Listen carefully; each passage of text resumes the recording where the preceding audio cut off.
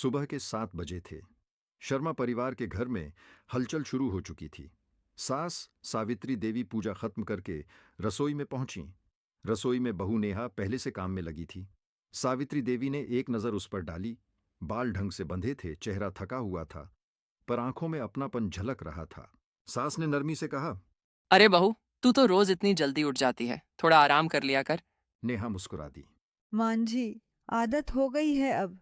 जब तक चाय नहीं बना लेती चैन नहीं पड़ता। सावित्री देवी हल्के से मुस्कुराईं। वही चाय जो पहले उन्हें कड़वी लगती थी, अब उन्हें मीठी लगने लगी थी। यादों में खो गईं वो। जब नेहा पहली बार इस घर में आई थी तो छोटी छोटी बातों पर तकरार हो जाती थी।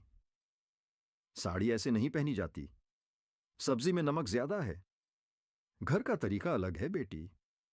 हर दिन कुछ न कुछ कहासुनी हो जाती। नेहा के चेहरे पर मायूसी छा जाती और सावित्री देवी सोचती, आजकल की बहुएं सास का मान नहीं करती। पर एक दिन सब बदल गया। सर्दी की रात थी। सावित्री देवी की तबीयत अचानक बिगड़ गई। बुखार से कांप रही थी।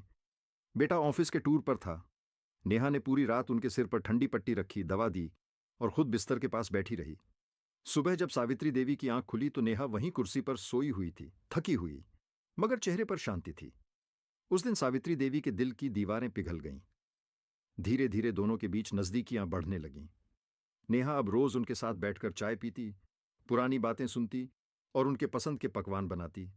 बदले में सावित्री देवी उसे अपनी रेसिपी सिखाती, जैसे माँ बेटी को सिखाती है।